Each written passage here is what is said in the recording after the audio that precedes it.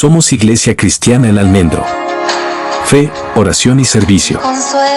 Hola, ¿cómo están, familia El Almendro? Deseando que para todos y cada uno de ustedes sea un día de grandes, ricas y abundantes bendiciones. Vamos a ir al texto que está en 2 Corintios. Allí en 2 Corintios vamos a estar buscando el capítulo 3. Recordándoles que estamos haciendo el estudio de Pablo de la comprensión de la ley de la gracia. Hoy, de hecho la semana pasada, estamos dando por finalizado ese estudio y vamos a hacer un estudio de la correcta interpretación de las escrituras. La verdad, les invito a que vean este nuevo estudio para que ustedes puedan ver la suficiencia de la escritura. Una de las cosas importantes de la iglesia reformada es la sola escritura, ¿sí? Es muy importante. Las 5 solas, algo importante que ha marcado la iglesia primitiva, que fue después de que Martín Lutero pusieran las 95 tesis en la catedral de Wittenberg. La iglesia reformada utilizó 5 solas. Todas ellas tienen la suficiencia y tienen el soporte en la escritura. Entonces, hoy vamos a hablar de la sola escritura, de la necesidad de la sola escritura. El título que de pronto ustedes ven en YouTube, que va a aparecer la otra semana, no el día de hoy, porque no estoy dando la predicación en vivo para que las personas que son perezosas y vienen aquí en Bogotá vengan y se congreguen. Esto lo estoy haciendo una semana adelante. Entonces, esta predicación va a salir la otra semana para que lo tomen en consideración. Y ahí en la miniatura va a aparecer algo que les voy a mostrar el día de hoy. Vamos a ir a 2 Corintios, capítulo 3. Vamos a leer desde el versículo 1. ¿Comenzamos otra vez a recomendarnos a nosotros mismos? ¿O tenemos necesidad, como algunos, de cartas de recomendación para vosotros o de recomendación de vosotros? Nuestras cartas sois vosotros, escritas en corazones, conocidas y leídas por todos los hombres, siendo manifiesto que sois cartas de Cristo despedida por nosotros, escrita no con tinta, sino con el Espíritu de Dios vivo, no en tablas de piedra, sino en tablas de carne del corazón. Y tal confianza tenemos mediante Cristo para con Dios, no que seamos competentes nosotros mismos para pensar algo de nosotros mismos, sino que nuestra competencia proviene de Dios, el cual asimismo nos hizo ministros competentes de un nuevo pacto, no de la letra, sino del Espíritu. Aquí viene la frase que aparecerá en la miniatura de YouTube. Porque la letra mata, mas el Espíritu vivifica. Y si el ministerio de muerte grabado con letras de piedra fue con gloria, tanto que los hijos de Israel no pudieron fijar la vista en el rostro de Moisés a causa de la gloria de su rostro, el cual había de perecer, ¿cómo no será más bien con gloria el ministerio del Espíritu? Porque si el ministerio de condenación fue con gloria, mucho más abundará en gloria el ministerio de justificación. Entonces, quiero que se centren en la segunda parte del versículo 6, en donde hay una excusa que siempre utilizan muchas denominaciones. ¿Cuál es esta excusa?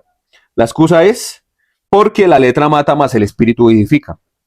Entonces, hay una seria confusión. Porque de hecho, por ejemplo, algunas iglesias, y de hecho tengo que yo decir que muchas iglesias pentecostales y neopentecostales utilizan esto como excusa. Entonces, esto también lo utilizó en gran parte la iglesia primitiva para hacer que la gente fuera ignorante. Y no toda la iglesia primitiva, estoy hablando de la iglesia tradicional, la iglesia católica. Entonces, no hay que estudiar la escritura porque demasiado estudio de la escritura te hace ignorante. Hace poco estaba pensando en algunos dichos de una chica que yo conocí, en donde es que en la iglesia le lavan el cerebro a las personas. Entonces, ahí es donde hay un serio problema, porque la iglesia jamás le va a lavar el cerebro a usted. De hecho, ninguna denominación. Eso no está bien dicho y no está bien pensarlo así. A ver, les voy a hacer una pregunta.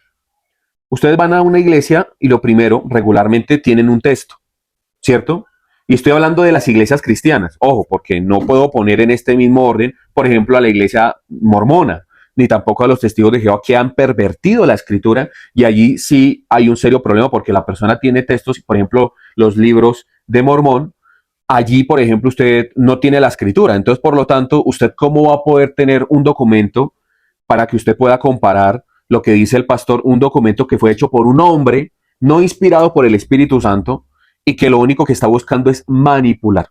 En el libro de Mormón, pues obviamente pues están los escritos de un hombre llamado José Smith, y usted no va a poder identificar correctamente lo que está escrito allí, si es verídico o no, ¿no? Porque pues usted dice, no, pues es que él es mi Mesías, entonces pues ¿cómo lo voy a identificar? Pero en el pueblo cristiano yo he visto mucho este dicho, me lavaron el cerebro. A usted nadie le lavó el cerebro. Se paró un tipo a hablarle a usted, a interpretarle la escritura, pero usted, por su pereza, por su maña, porque usted es un mañoso o una mañosa, nunca se puso a leer ese texto. Lo curioso es que el predicador o la predicadora, ¿no? Porque ahorita hay pastores, cosa que no es bíblico, se puso a utilizar ese texto para darle a usted una supuesta interpretación. Pero dígame, ¿de quién es la culpa? El predicador obviamente tiene la culpa, pero ¿de quién es la culpa? De usted, porque se supone que si este es el texto, la guía que dejó Dios, usted es el que tiene que verificar que lo que está diciendo el predicador es correcto. Entonces, hay un texto en Hechos en donde están los creyentes en la iglesia de Berea. ¿Qué hacían ellos? Vamos a invitar al apóstol Pablo. Entonces vamos a invitar a este señor y vamos a comprobar si lo que él está diciendo va conforme a los textos. Entonces empezaba el apóstol Pablo a explicarles a ellos la escritura y ¿qué hacían ellos? No se ponían a dormir, ni llegaban a dormir al culto. ¿Qué hacían? Se ponían a leer y decían, bueno, lo que está diciendo él sí va conforme a esto. Lo que está diciendo él sí va conforme a esto. ¿Me explico? Ustedes tienen que juzgar la escritura. O sea, ustedes tienen que juzgar lo que yo estoy diciendo. Si va conforme a la escritura. Porque si no, después usted va a decir, me lavaron el cerebro. No, fue que usted comió entero. O sea, usted no quiso estudiar. Usted no se interesó y después termina quejándose que porque supuestamente el pastor lo estafó. No hay estafa si usted acepta las condiciones de ese charlatán. Ahí no hay estafa. O sea, si usted aceptó esas condiciones, quédese callado, papá, porque usted decidió aceptar eso a ojo y a oído cerrado, ¿sí o no? Entonces ese tema de que me lavó el cerebro, como que ya es un tema de que las personas como que la culpa fue de ellos, la culpa jamás fue mía, se aprovecharon de mi fe. No, la culpa fue suya. Entonces, nosotros los creyentes, los seres humanos, somos especialistas en escudarnos, en culpar a otros de nuestros problemas. Entonces vamos a leer la escritura y al leer la escritura usted va a poder comprobar que lo que yo estoy diciendo es verdad o es mentira. ¿Sí o no? Entonces, por ejemplo, les voy a poner un pequeño ejemplo. El diezmo. El diezmo, según la escritura, se tenía que dar una vez al año. Y eran 3 tipos de diezmos y eso se hacía una vez al año. ¿Sí o no? Usted lo desconocía, pero hay iglesias que le demandan a usted mensualmente. Lo que se pide en el Nuevo Testamento son las ofrendas nacidas del corazón, o sea, lo que la persona haya propuesto en su corazón con alegría. O sea, si usted va a dar una ofrenda porque le pesa, ni siquiera se atreva a darla porque el Señor no mira eso con agrado. El Señor se asquea cuando usted está haciendo esto por obligación. Ahí es donde está el tema. Pero hay pastores que le obligan a usted a dar el diezmo. Denominaciones que incluso le dicen a usted que si usted no da el diezmo, usted se va a ir para el infierno. No, la escritura en el Nuevo Testamento habla de la ofrenda y que los creyentes ofrenden de corazón porque reconocen la obra del Evangelio. Punto. Pero si hay el desconocimiento y si usted no se pone a leer la escritura, pues usted va a comer entero.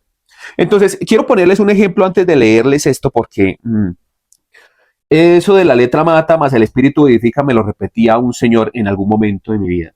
De hecho, acá hay una persona que sabe que lo que yo voy a decir es verdad porque lo conoció y fue algo que para mí es lamentable. La verdad a mí me da embarrada con la historia de él porque fue un hombre al que quise ayudar y fue un hombre que pues murió muy joven. Pues bueno, muy joven, ya llegaba a los 50 años. El tema fue que el hombre un día con la mujer dijo, voy a ser pastor. Voy a ser pastor y el hombre me confundía a Abraham con Moisés. Me confundía a Caín con Judas. Y así, bueno, yo en ocasiones también se me cruzan los cables y todo, pero él era, o sea, ya escucharle a usted una predicación a él, era una tortura china. Era como si a usted lo hubieran sentado en una silla y le estuvieran clavando unos clavos en las rodillas. Era terrible. El hombre no sabía nada, nada, o sea, nada, nada, nada. Entonces, a mí me daba pues pesar la ignorancia en la que él estaba haciendo ese tipo de cosas. Y era un hombre que tenía bastante dinero. El hombre no tenía que trabajar. De hecho, el hombre, ¿en qué trabajaba? Vigilando sus empresas, vigilando sus bodegas, mirando sus negocios. Entonces, al lado de este hombre habían varias personas que estaban interesados en la fortuna de él, varios oportunistas, que de eso sobran en la vida. Entonces, el hombre salió con que quería ser pastor. Entonces, tenía la forma de montar una bodega. De hecho, montó un salón en un segundo piso en sus bodegas. Ya yo creo que la persona que lo conoció también sabe de lo que yo estoy hablando. Y el hombre montó ahí su salón, eso sí, las sillas nuevas, el piso, increíble el sonido, eso hasta compró micrófonos de última tecnología para que lo pudieran escuchar a él bien. O sea, el hombre tenía los medios y dijo, bueno, voy a dedicarme a pastorear. Entonces, el hombre al inicio me pareció como que, bueno, necesitaba ayuda. Entonces yo le dije, venga, yo le enseño. No tengo la intención de ser pastor. O sea, en ese momento yo estaba trabajando con el régimen penitenciario. Yo estaba rehabilitando personas en problemas de calle y también estaba trabajando en cárceles. Entonces, yo le decía, venga, le enseño. Venga, le enseño. O sea, déjese educar. Al inicio se dejó. Pero había un tipo que también mi amigo conoce de quién estoy hablando y el hombre un día cogió y le dijo, no hermano, la letra mata, el espíritu vivifica. Entonces el hombre dijo, pues sí, yo para qué necesito estudiar teología, para qué necesito educarme. No hay la necesidad. El espíritu me va a enseñar. Y entonces el otro, que había montado también un ministerio muy ilusorio, se llamaba Chaquet, que el hombre tenía una parla increíble y eso era un lambebotas bravísimo. Entonces el tema fue que empezó a embobarlo al otro diciendo que no, que eso mejor dicho él podía por los propios medios, al medio leer la escritura, empezar a recibir ese conocimiento por obra y gracia. Entonces el hombre empezó a montar su ministerio. Las mujeres son más aterrizadas que nosotros los hombres, pero en este caso el caso no era ese. La mujer tenía visiones, sueños, en donde el Señor le decía que este hombre iba a ser el pastor de ese lugar. Que ese señor había sido llamado y comisionado para ser el pastor de ese lugar. Pero el tipo, nada de conocimiento, nada de nada. Y lo peor, por no hacerme caso a mí, se metieron a un seminario de este señor Hagin, que eso es un pedidero de plata, ni el tenaz esa vaina. Entonces imagínense la formación de este señor. Un día me cogió y me dijo, no, el espíritu me reveló que la letra mata más el espíritu vivifica, por lo tanto, usted es un nerdo come libros y yo a usted no le voy a hacer caso porque usted no tiene al Espíritu de Dios. Entonces yo, ya. ¿Y quién es el Espíritu Santo para usted? El Charlie que le está diciendo determinadas cosas porque yo sé quién es.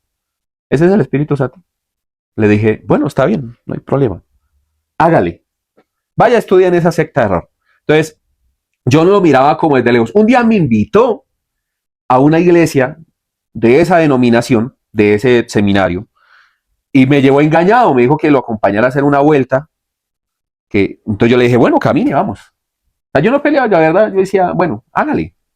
Usted verá. Pero para mí usted está mal. Entonces un día me llevó allá y el hombre me llevó engañado con tal de demostrarme el poder de las ofrendas. Y me llevó allá frente a un predicador. Y el predicador sabía que yo iba. Y eso cogió allá y empezó a decir, porque es que hay pastores que no predican el diezmo, y eso sacaron 2 billetes, y eso puso, el cofre estaba ahí de las ofrendas, puso el pie ahí encima del cofre, y eso empezó a meter billetes en ese cofre, y eso, pero nada de escritura. Otro ignorante. Yo cogí, me le acerqué y le dije, oiga hermano, ¿usted me trajo para esto? O sea, usted sigue en su necedad pensando de que no es necesaria la educación. Usted sabe que lo que usted está haciendo es algo terrible, hermano.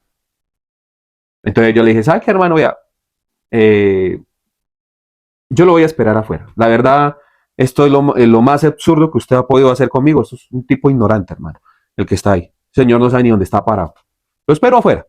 Entonces el hombre salió rápido y nos devolvimos, no tocamos más el tema. El tema fue que el hombre, impulsado por su esposa, que no, que él iba a ser ese predicador y el hombre de Dios, y mejor dicho, el hombre trató por todos los medios, pero el hombre no le cuajaba, o sea, no daba pie con bola. O sea, no le daba la cabeza para eso. El hombre era muy inteligente para sus negocios, para todo, pero no le daba. Porque esto no es un llamado para toda persona. Así usted tenga una verborrea fluida, que usted pueda hablar, expresarse y decir lo que usted quiera, eso no lo hace usted una persona capacitada. Yo llevo años estudiando la escritura. Lo cierto es que en la gran enfermedad, el Señor murió. Entonces, la mujer a la que había recibido esos sueños y toda esa cantidad de cosas, dijo que no, que fue la falta de fe del marido, que por eso no se cumplió la promesa, pero el marido duró estudiando, tratando de estudiar, tratando de seguirle la corriente, la pita, y la mujer también me decía, la letra mata, más el espíritu vivifica. Entonces, esos ministerios que se han fundado a partir de esa razón de descontextualizar este texto, son ministerios que han nacido por cosas no bien fundamentadas, nacidas del pentecostalismo. ¿Qué trató de hacer el pentecostalismo? Poner la experiencia por encima del entendimiento bíblico. Eso surgió en el año 1901 por unos estudiantes de una universidad en Estados Unidos, y en 1906 un hombre allí en la calle Azusa empezó a hacer cosas de muy dudosa procedencia, diciendo que allí estaba el Espíritu Santo y que estaba moviéndose de una manera espectacular y que, mejor dicho, ya la unción y el avivamiento venía. Entonces, las personas, al no querer leer la escritura, se les es más fácil vivir en el sensacionalismo y en el emocionalismo, porque qué pereza leer la escritura. Lo curioso es que después terminan quejándose diciendo que le lavaron el cerebro y de que Dios los engañó. Nadie los engañó. Ustedes mismos decidieron comprar ese mensaje.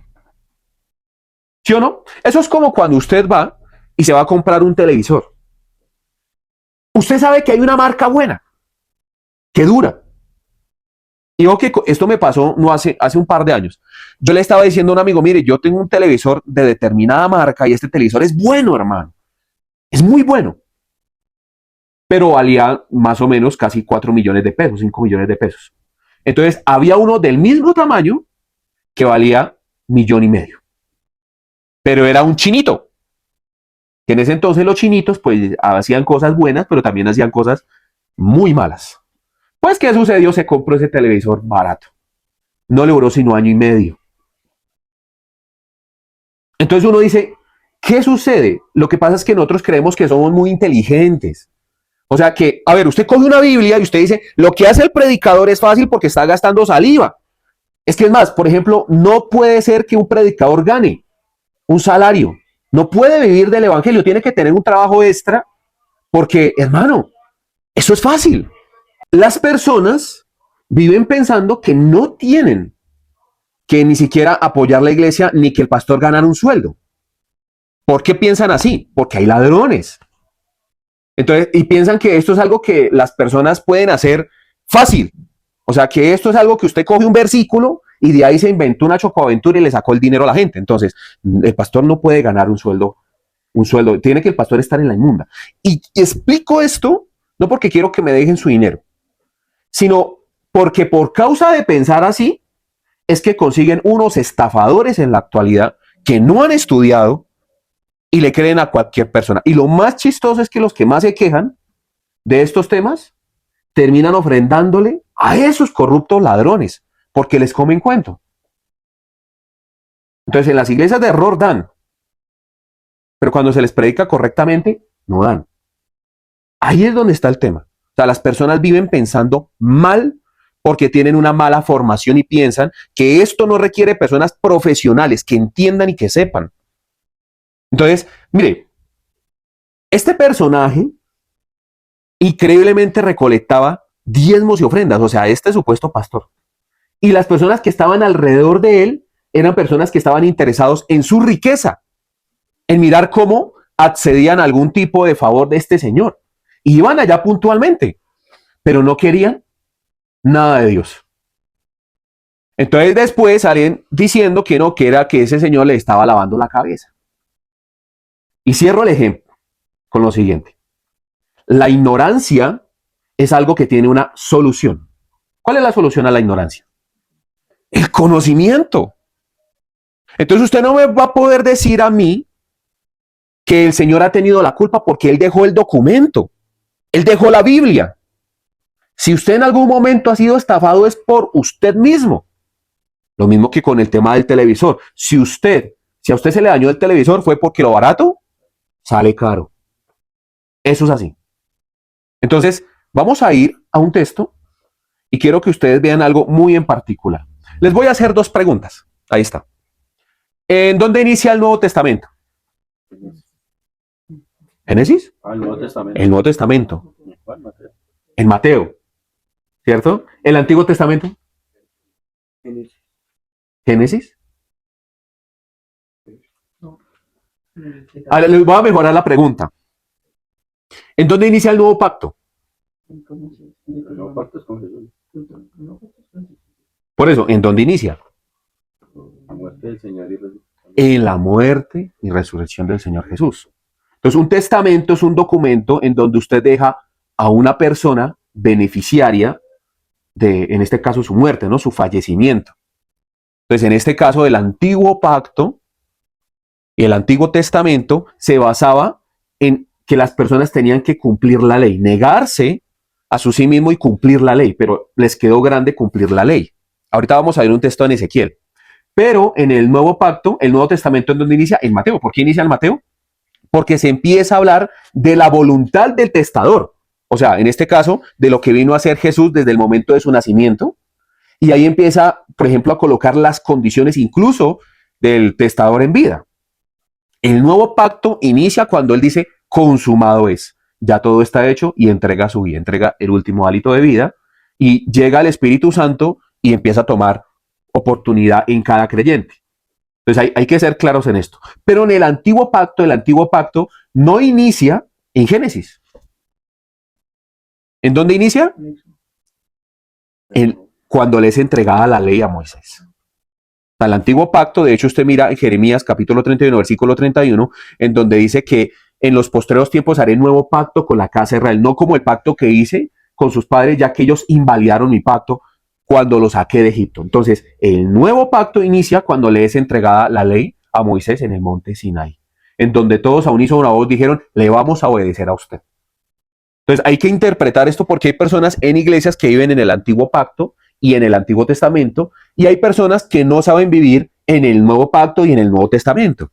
Entonces, dice la Escritura que para que caduque el Antiguo Pacto, tiene que morir ¿quién? El testador. Entonces fue necesario que Cristo muriera para que muriera el Antiguo Pacto y para darle paso al Nuevo Pacto. ¿Me explico? Entonces, cuando muere el del Antiguo Pacto, que es Jesús, él cumplió la norma. Él cumplió la norma y que entendía que tenía que cumplirse toda la norma para que toda persona fuera justificada. Pero también de ahí en adelante se escribe el nuevo pacto. El nuevo pacto que es a través de su sangre, en donde toda aquella persona que acepta a Jesús va a ser justificada. ¿Por qué?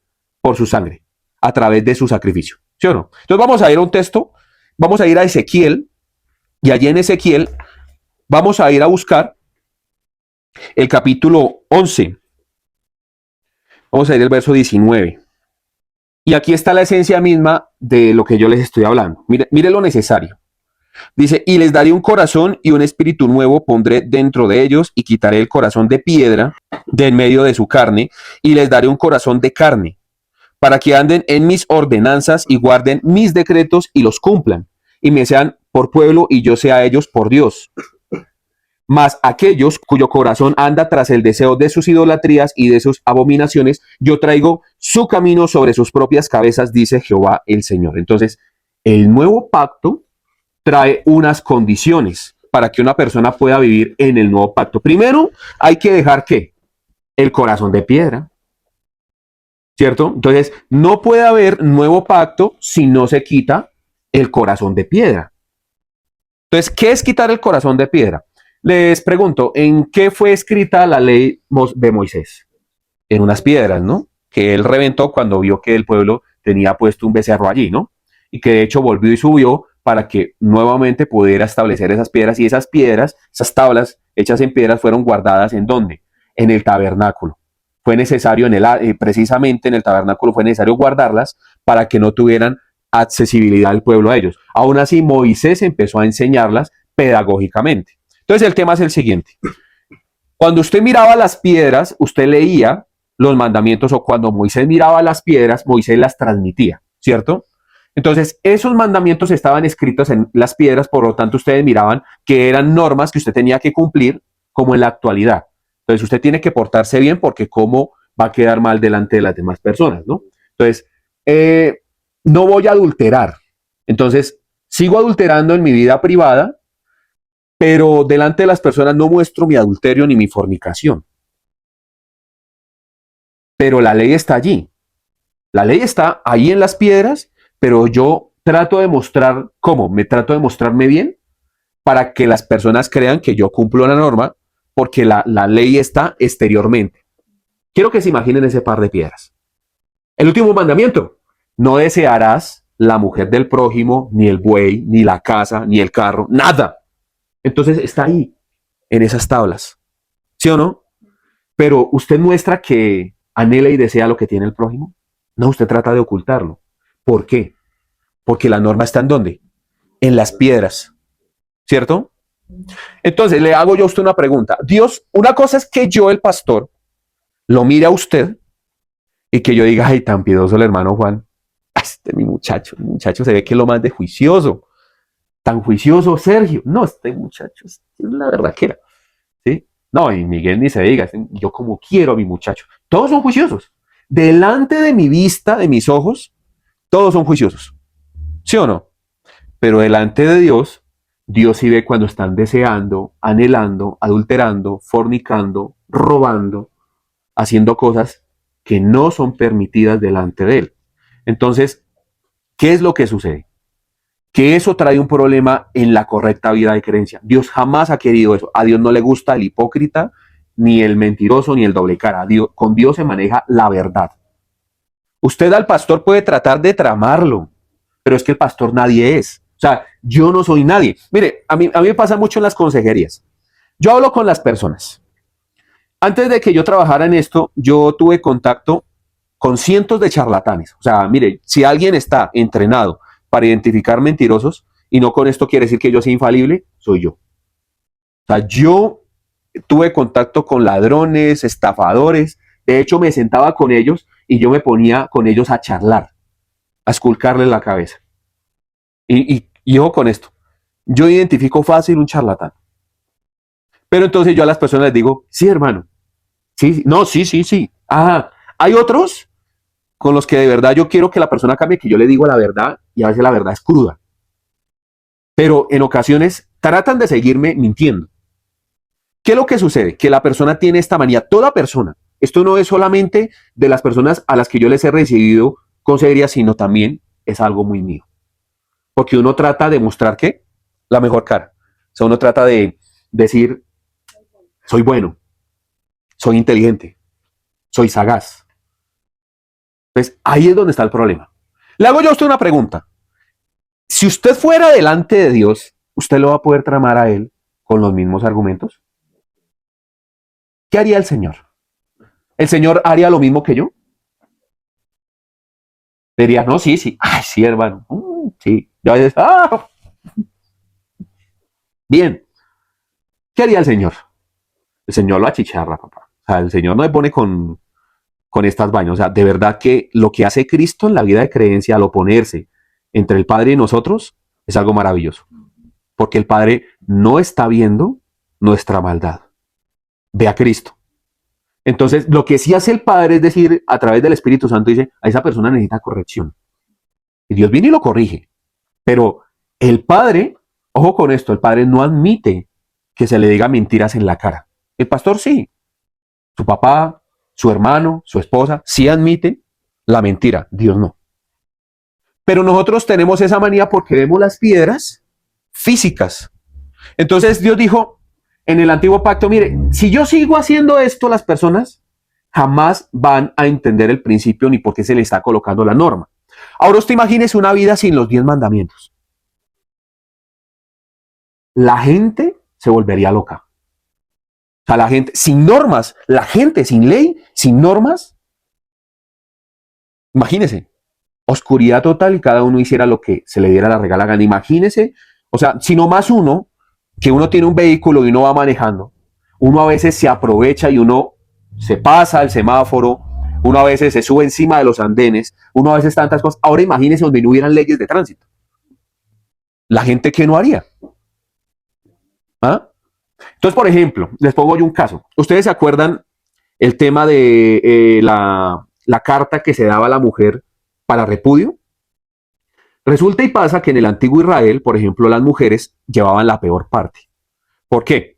Porque los hombres tenían como función el procrear hijos para generar grandes naciones y para ser fuertes en batalla, porque anteriormente no era a través de misiles ni de otra forma que se ganaban las batallas, sino era a través de cantidad de hombres, cuerpo a cuerpo. Entonces, ¿qué se hacían? ¿Qué se hacía en la antigüedad? Pues los hombres tenían muchos hijos, muchísimos hijos, ¿sí? Las mujeres llevaban la peor parte, porque los hombres compraban a las mujeres como si fueran ganado. Y tenían hijos con ellas, muchos hijos, y cuando la mujer ya se veía arrugadita, ya perdía todo su atractivo, le pasaban carta de divorcio. Los hombres seguían haciendo esto y el Señor Jesús, antiguamente era permitido esto por la dureza de vuestro corazón, mas al principio no fue así, porque Dios le dio a la mujer para que la cuidara, para que la respetara. Pero los hombres, por la dureza de su corazón, siempre tratan de manipular y utilizar a la mujer.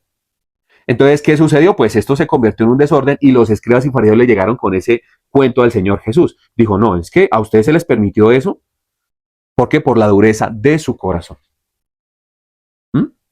O sea, imagínese donde no hubiera la norma y aún si no se hubiera permitido por Moisés que dieran carta de divorcio. Imagínese. Si no más ahorita, según las leyes aquí de Colombia, porque no sé en otros países, los hombres cogen y llenan a las mujeres de hijos y las botan. ¿Nota cómo somos? Y queremos tener más y vemos una mujer atractiva y tenemos cuento con ella y la llenamos de hijos. Así es. Y después cuando las mujeres tienen hijos ya no las consideramos atractivas. Es ahí el problema. Es la dureza de nuestro corazón lo que nos lleva a nosotros a pecar, mejor dicho, deliberadamente. Entonces imagínense donde no hubieran normas. Hombres aprovechándose de mujeres, matando, violando, ultrajando. ¿Qué no haríamos? O sea, note esto. Entonces, Dios deja la norma para que los seres humanos que hagan, entiendan, se regulen. Es como un árbitro. De esa manera funciona la norma. Pero entonces Dios dijo, la verdad, estos ahora obedecen la norma, pero la obedecen ¿cómo? Visiblemente. Son hipócritas. Pero en las casas son demonios. En la iglesia se comportan como unos angelitos.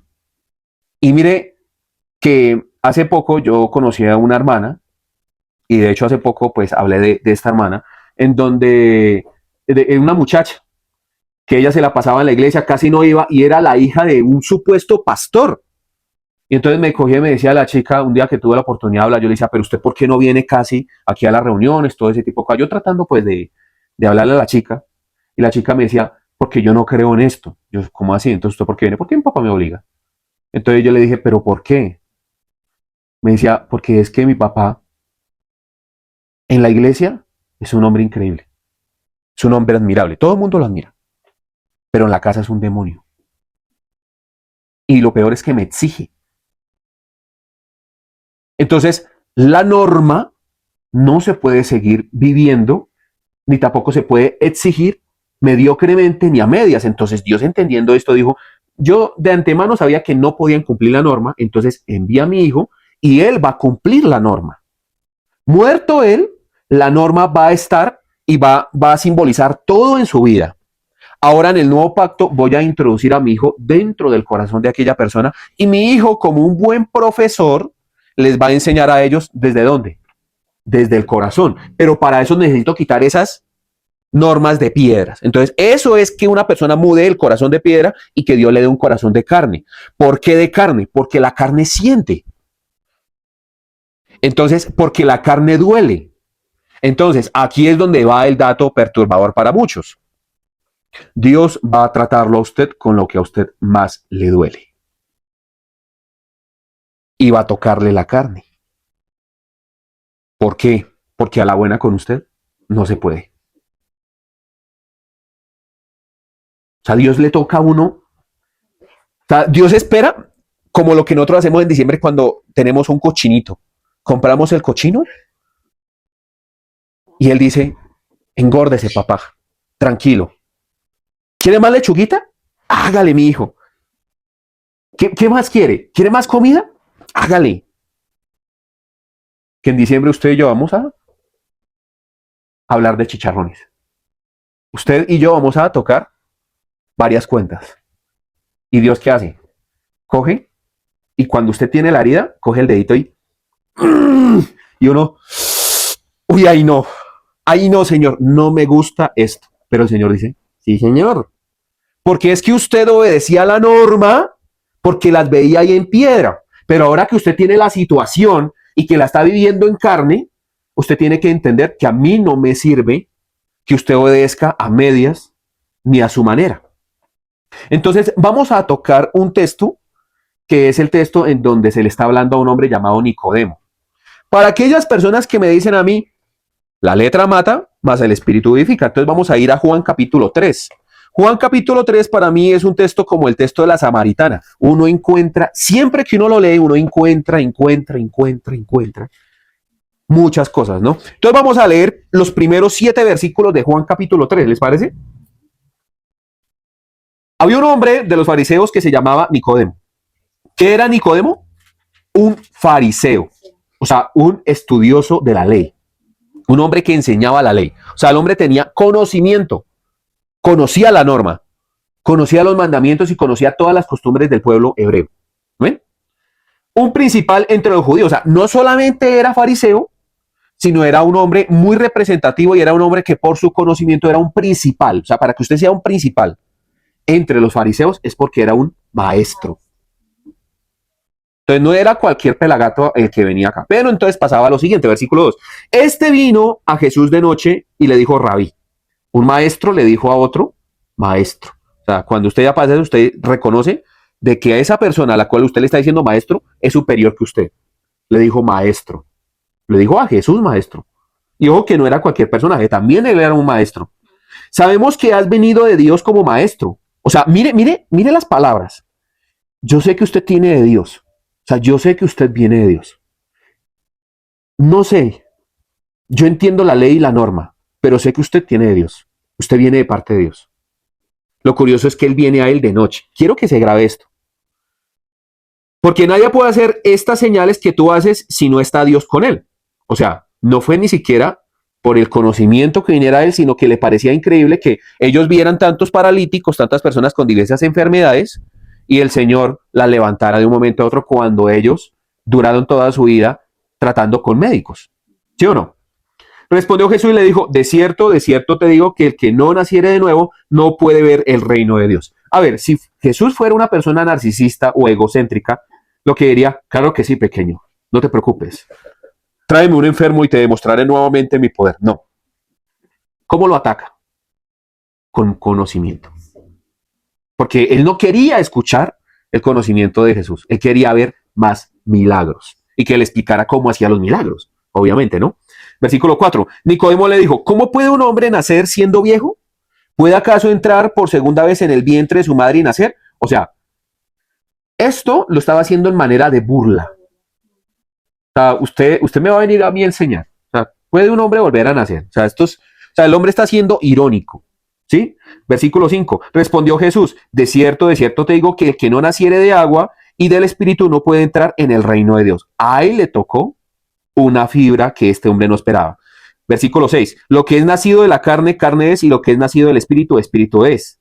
Entonces, mire acá lo que dice, no te maravilles de que te dije, os es necesario nacer de nuevo. Entonces, una de las preguntas que de verdad ellos necesitaban responderse era el cómo poder vivir una vida agradable delante del Creador. Pero entonces, ¿cuál era la situación? Que ellos creían que vivían agradablemente delante del Creador porque obedecían la norma en piedras delante de las demás personas. De hecho, el Señor Jesús les decía, hipócritas, porque ustedes delante de la gente se muestran como personas muy santas y muy puras, pero por detrás son lobos rapaces dispuestos a estafar al que sea. Son como aquel plato que por dentro está cochino, pero por fuera se ve bonito. Son como sepulcros blanqueados. O sea, ustedes son como un féretro bien hecho, bonito por fuera, pero por dentro está lleno con un cadáver muerto. O sea, miren las afirmaciones del Señor Jesús. Es nuestra vida de creencia de ustedes los que están aquí y de las personas que me ven a través de los medios digitales. Es nuestra vida de creencia. Somos especialistas en tapar lo que nos avergüenza.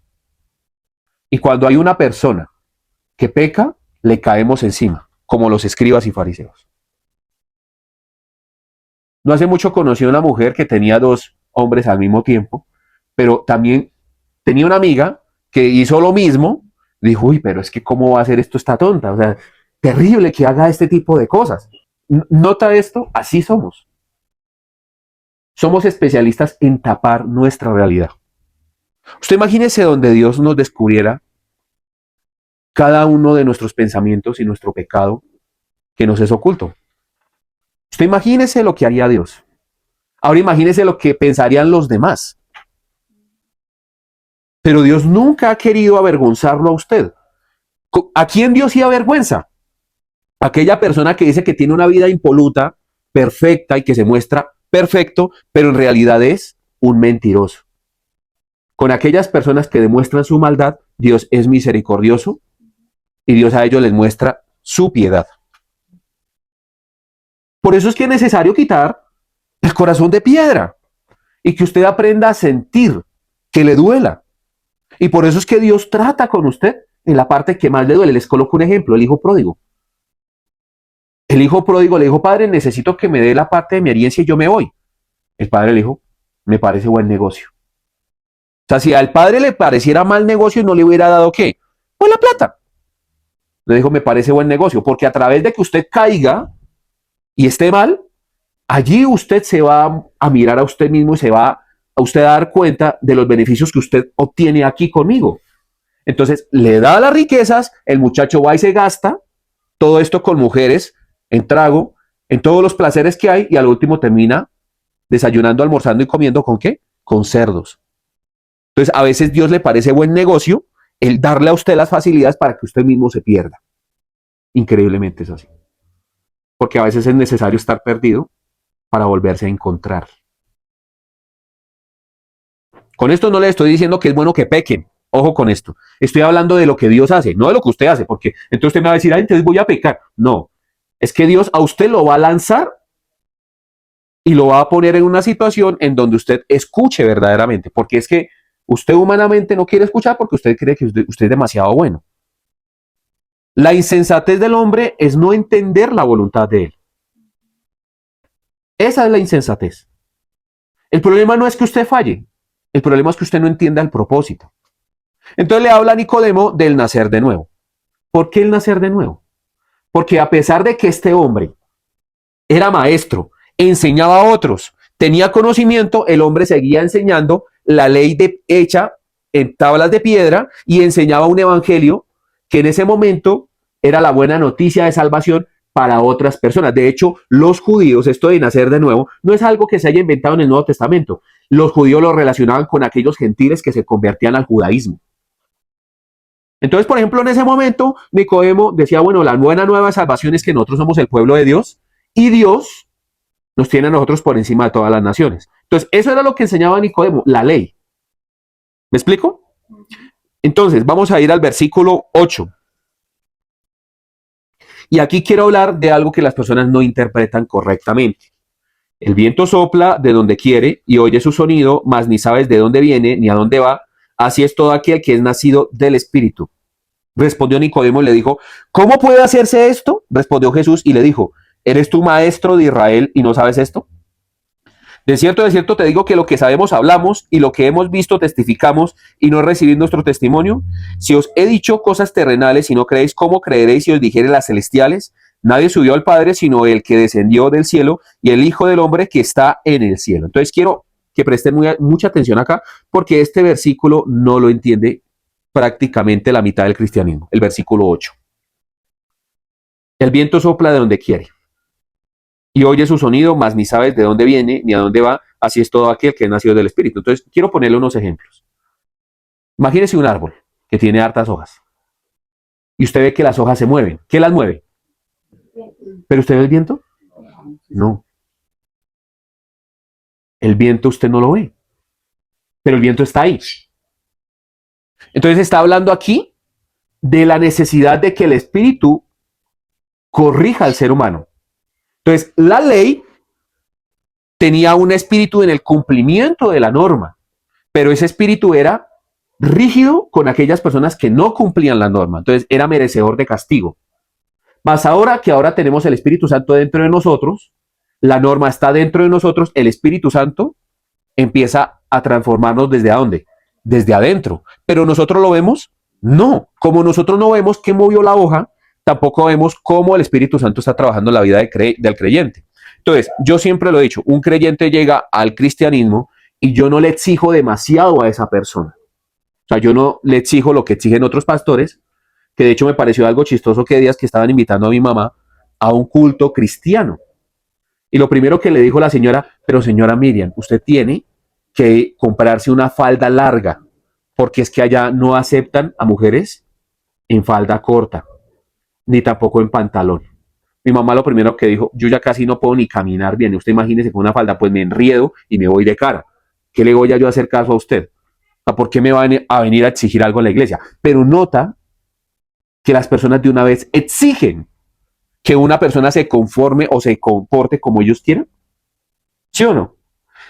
El tema es que un creyente llega a la vida de creencia y empieza a escuchar la palabra, a leer la palabra, y el Espíritu Santo empieza a modificar el comportamiento y sus cosas exteriormente. Porque la norma, el Espíritu Santo empieza a modificarla desde adentro. Pero si usted no escucha la palabra y no lee la escritura, pues el Espíritu Santo no va a hacer absolutamente nada con usted.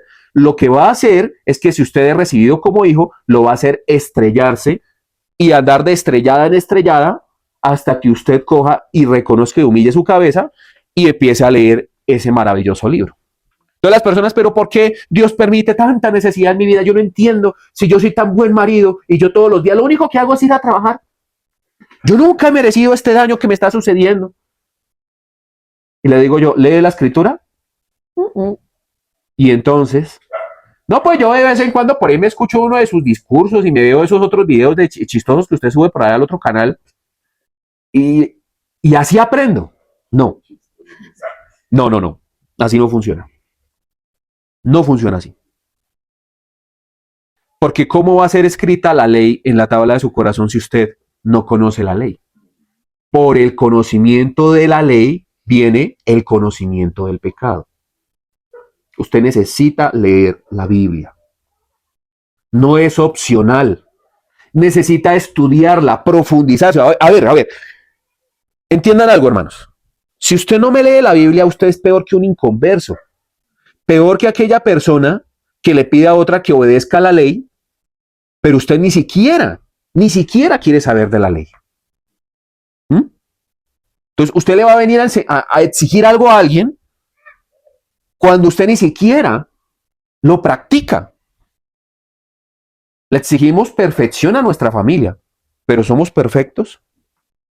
Le exigimos cosas importantes a nuestros hijos, pero nos comportamos bien. Le exigimos cristianismo a nuestros familiares. ¿Somos cristianos? He ahí el problema. Usted tiene que modificarse. En Dios, ¿no? A través del Espíritu. Entonces, ¿queremos que nuestra pareja se comporte bien? Pero no, yo no. Yo soy perfecto. Después de Dios, yo. Es que ahí es donde está el tema. No queremos poner nada de nosotros. Aquí dice, el viento sopla de donde quiere. O sea, está hablando de la obra del Espíritu. Él es soberano. Usted no entiende cómo Él hace su trabajo, pero lo hace. Usted ve la hoja del árbol moverse, usted no ve el viento, pero él está ahí. Eso es lo que le está queriendo decir el Señor Jesús a Nicodemo. Es que ya no me sirve que usted trate de obedecer la norma hecha con piedras de esa manera porque usted tiene un corazón endurecido. Necesito acabar ese corazón endurecido. Necesito que usted nazca de nuevo para que el Espíritu Santo, que usted no ve, pero que está ahí, haga la obra en usted. Pero no quieren leer la Biblia, no quieren creer correctamente, creen a medias, a conveniencia, no quieren morir. Entonces, ¿qué hace Dios? Entonces Dios tiene que estar dispuesto a solucionarle a usted la vida. ¿Por qué? ¿A razón de qué? Porque usted es usted, ¿sí? Porque es que usted es demasiado importante. No. Mire, algo que yo nunca he predicado es legalismo. Nunca. Pero hay personas que creen que yo estoy predicando legalismo. Esto no es legalismo. Esto es exigir lo que el Señor Jesús le exigió a un maestro llamado Nicodemo, que era un hipócrita. Y en esto está más de un creyente, siendo hipócritas de manera potencial, elevado a lo máximo. La hipocresía es algo que se ve en las iglesias en la actualidad por todo lugar. La gente va a la iglesia porque Dios les soluciona el problema, porque Dios los bendiga, ponen cara de piedad, pero en realidad se comportan como demonios en sus vidas personales. Llegan al culto con irrespeto, no leen la escritura y en muchos de los casos, perdónenme aquí las personas que están acá porque muchos han llegado a dormir. Usted viene aquí con las antenas bien puestas, a leer escritura, a entender escritura y en su casa, en su vida personal, usted debe leer la Biblia. Si no, usted no es creyente. No lo es. Me gustaría decirle a usted que usted es evangélico cristiano, pero no. Usted es un simpatizante. Muy bien. Es como lo que habla la iglesia tradicional. Católico, apostólico y romántico. No es católico porque ni siquiera va a misa. Tampoco es apóstol, no es apostólico. Y tampoco es romano, es romántico. Y ni en eso, anda pensando por allá. Son simpatizantes, hermano. Entonces, esto es algo que, ay, usted es legalista. No, yo no estoy siendo legalista. Si yo fuera legalista, le estuviera exigiendo a usted que cumpliera, ¿qué?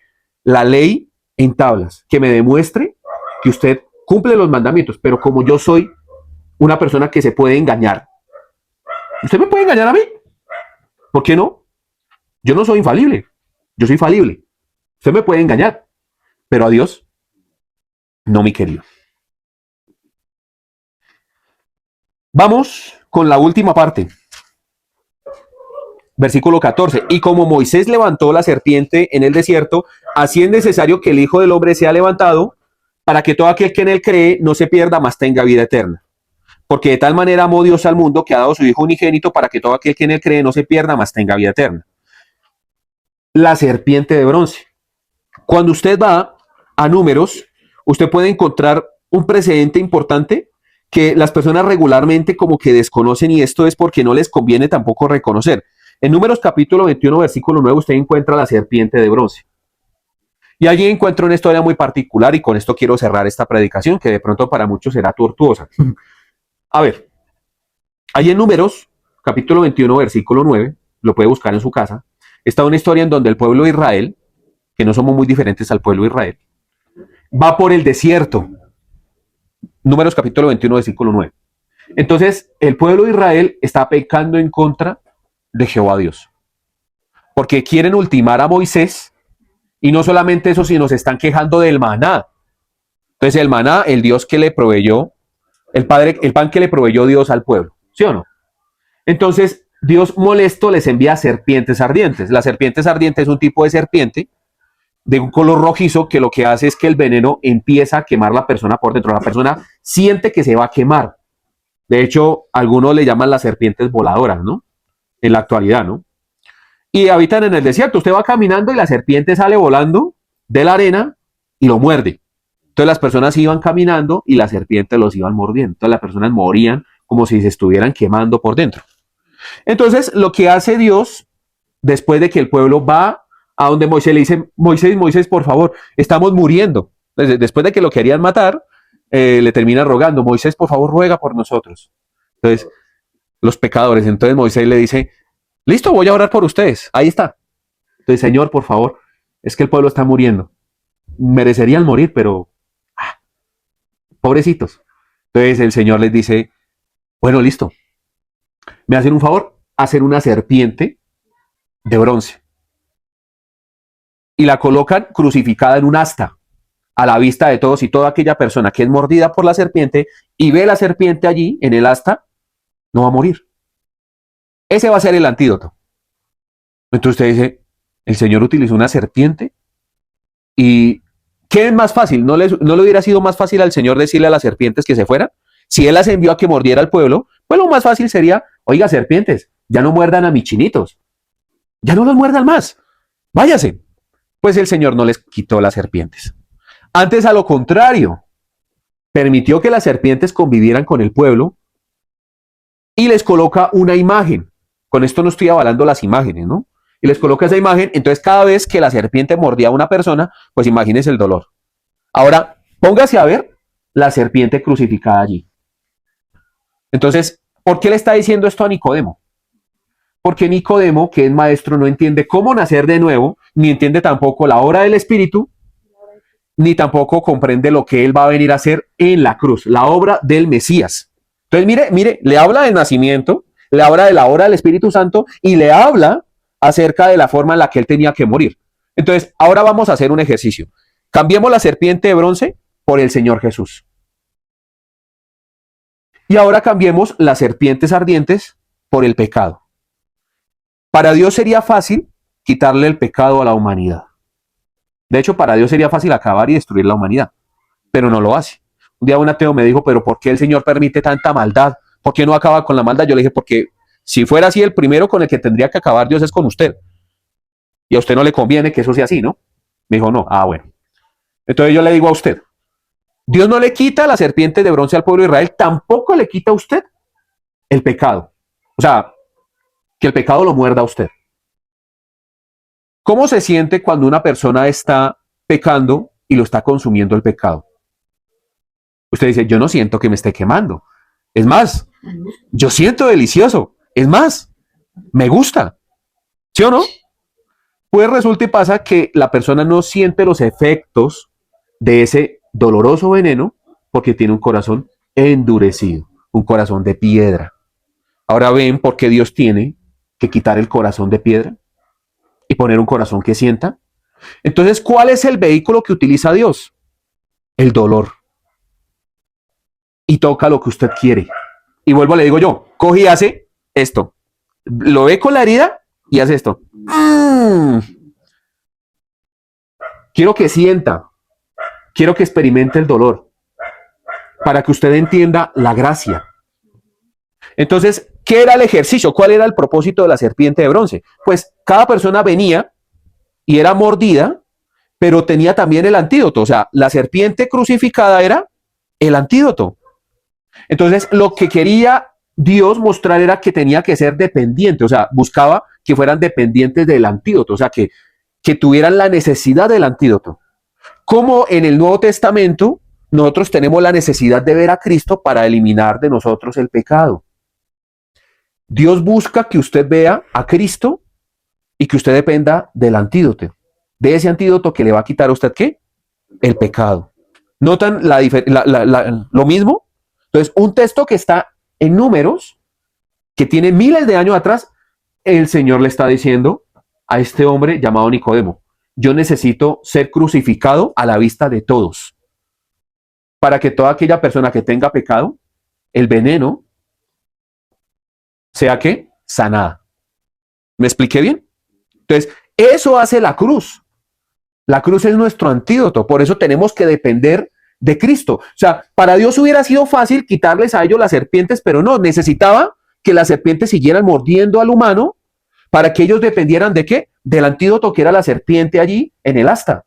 En el Nuevo Testamento, Dios no quita el pecado para que la persona dependa de la cruz y venga a la cruz. Pero si usted tiene endurecido el corazón, lo tiene entenebrecido, lo tiene como una roca compacto, hermano, Dios tiene que romperlo. El pecado en la casa de Judá está tallado con punta de diamante.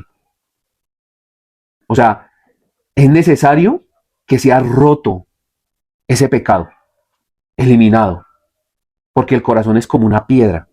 Y lo único que tiene que hacer Dios es romperlo, eliminarlo.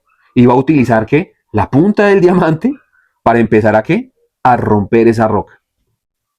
Esa es la obra del Espíritu y Nicodemo no lo entendió.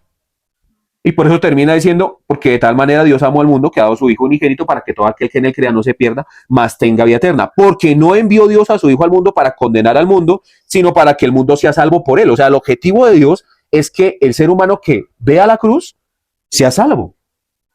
Pare de contar.